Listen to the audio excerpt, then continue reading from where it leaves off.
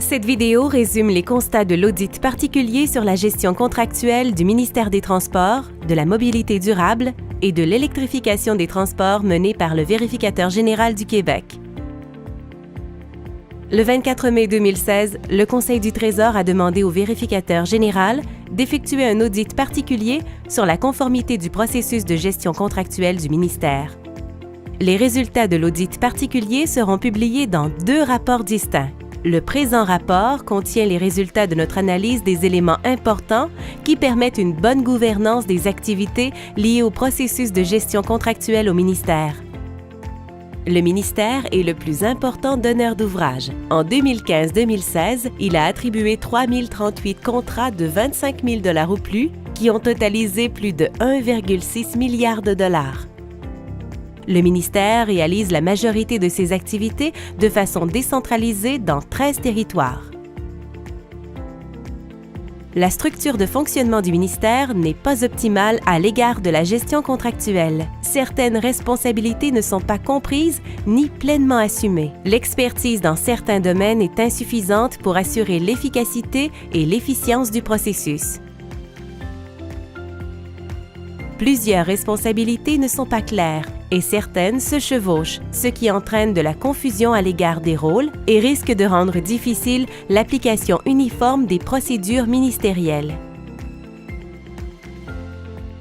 Le ministère devra poursuivre ses efforts pour renforcer son expertise en s'assurant que les intervenants en gestion contractuelle sont en nombre suffisant, compétents et adéquatement formés. Le ministère ne dispose pas d'une méthode de gestion des risques structurée pour orienter sa gestion contractuelle. Il n'a donc pas évalué les risques liés à chacune des étapes du processus. Cela lui permettrait de mieux déterminer les contrôles nécessaires pour ne pas alourdir le processus.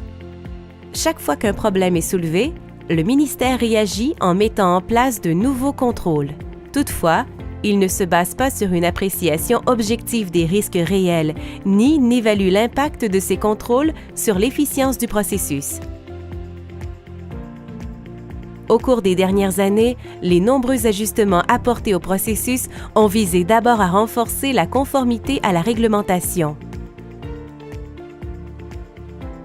La haute direction n'a pas orienté les efforts de l'organisation vers une gestion contractuelle optimale. Des ajustements seront nécessaires, notamment à l'égard de la communication, afin d'améliorer le climat organisationnel. La haute direction traite des enjeux liés à la gestion contractuelle principalement dans 2 de ses comités. Même si ces comités sont décisionnels, aucun n'est véritablement porteur de la vision d'ensemble de la gestion contractuelle.